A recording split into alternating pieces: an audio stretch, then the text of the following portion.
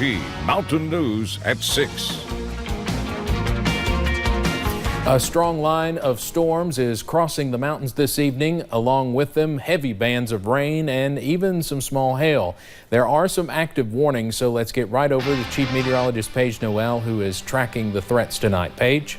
Yes, Dave, we have 2 severe thunderstorm warnings right now, and those go until about 6:15 and 6:30. So let's go ahead and dive into those. If you are into these areas, you'll see the one down to the south in Knox and Bell County. We have another one that's really moving just into the Breathitt County area. So let's go ahead and take a look at that as we zoom in here on the one that's moving through Barberville right now. You'll notice that heavy rain is falling throughout the area, and that'll continue to track into parts of Bell County, even just areas north of the Pineville community. So that'll continue to move through the area, and this one expires right at 6:15, and then you have this one at 6:30 moving into Breathitt County, now moving into Jackson. If you are in the Jackson community, you're receiving heavy rain, even a little bit of hail moving into your area. So this will continue to move through Breathitt County and will continue to move into parts of Knott County and even Magoffin County as well. So we are going to continue to track both of these storms as we head into the next couple of minutes. So once again, that one down in Knox-Bell County, that one's till 6:30. The one in Breathitt County,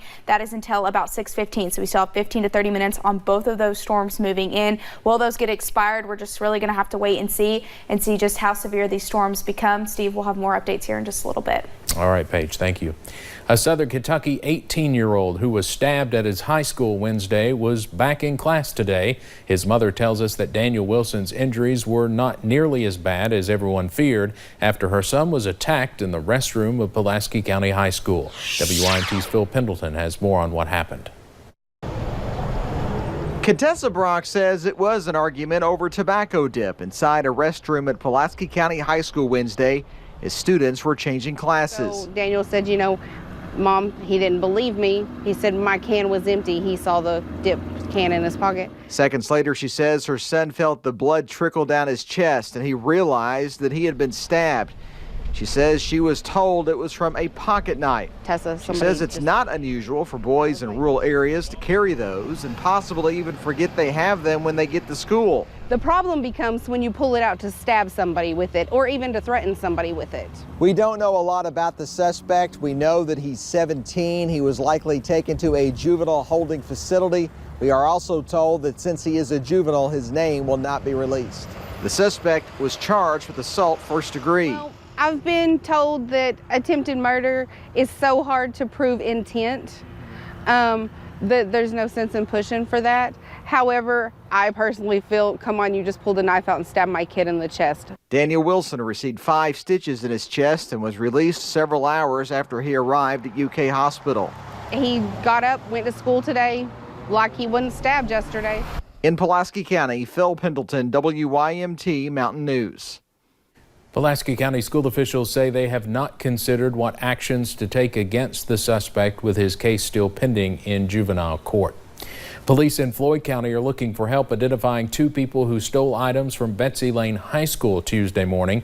Betsy Lane Assistant Principal Jonathan Parsons says 2 people broke into the school's concession and locker room areas around 4 a.m. Tuesday. He said the pair took food from the softball team's concession storage, a television, and a PlayStation 2 from the football team's locker room.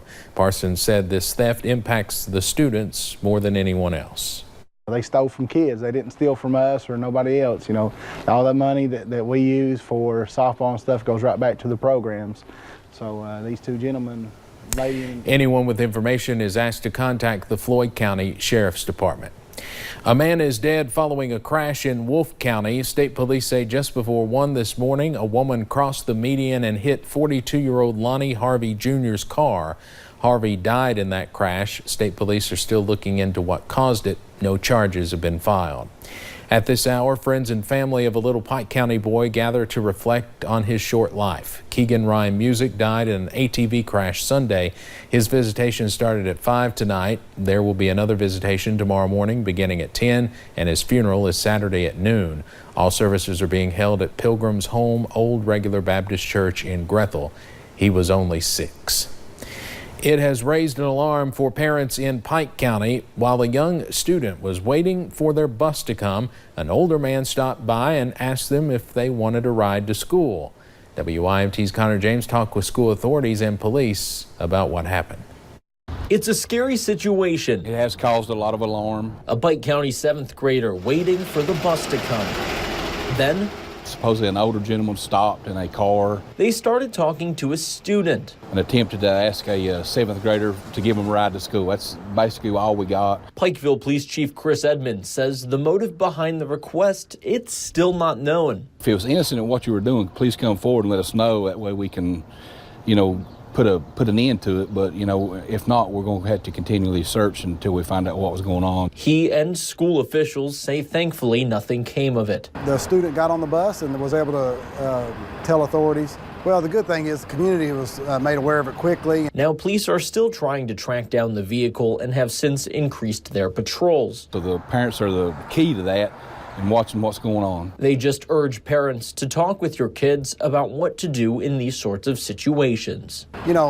Everyone, no matter where they live, needs to look out for suspicious activity, things that are out of the ordinary. So hopefully this will never happen again. In Pike County, Connor James, WYMT Mountain News.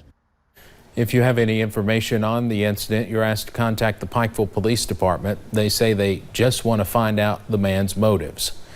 A 65-year-old Johnson County man is in jail tonight. A federal grand jury indicted him on drug charges.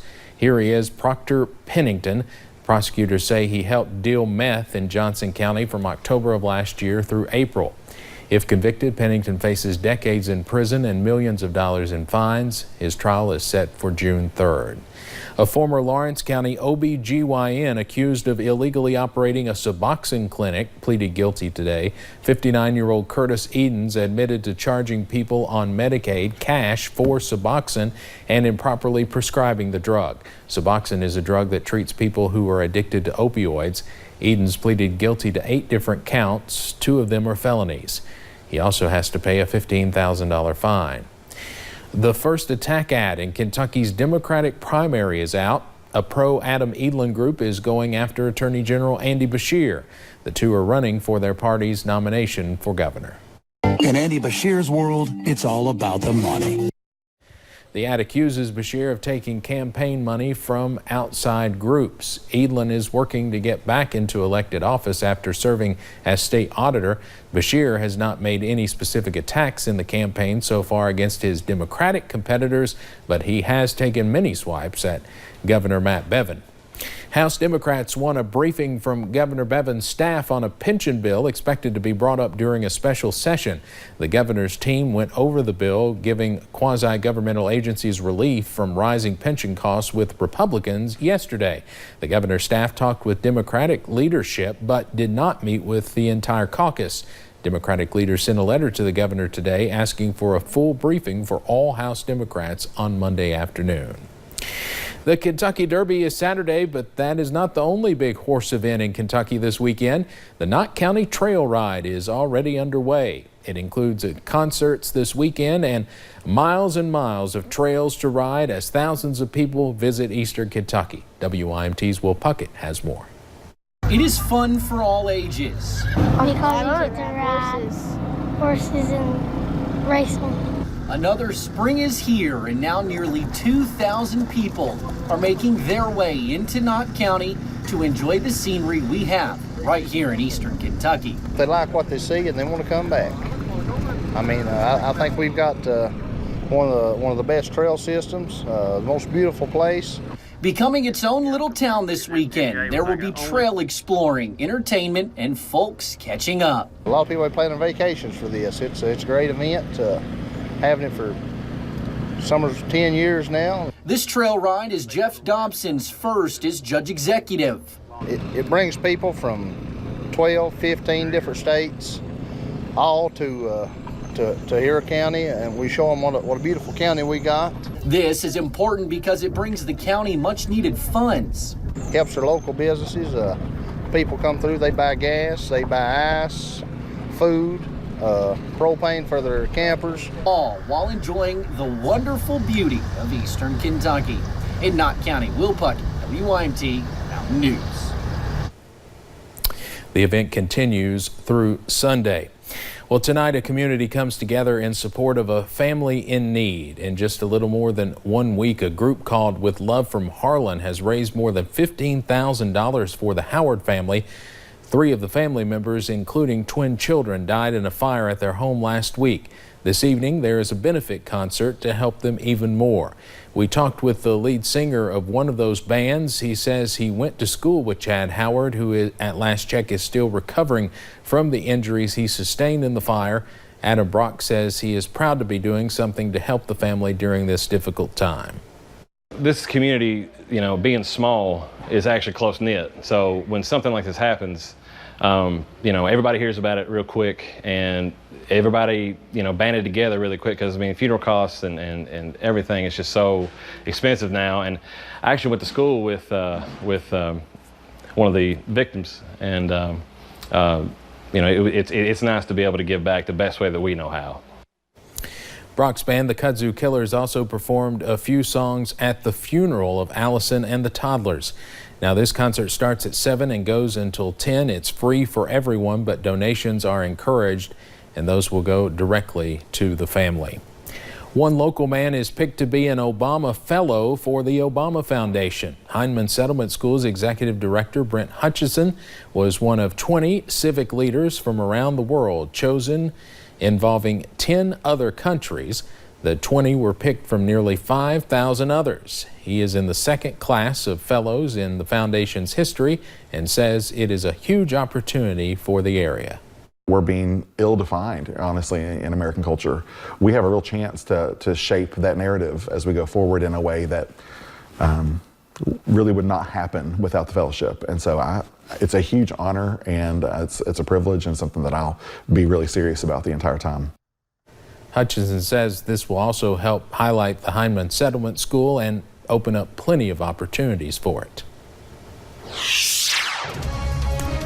We still have 2 severe thunderstorm warnings in our area. This one in Breathitt County is expected to expire in a couple of minutes. Will that happen? I'll have those details coming up in just a few short minutes.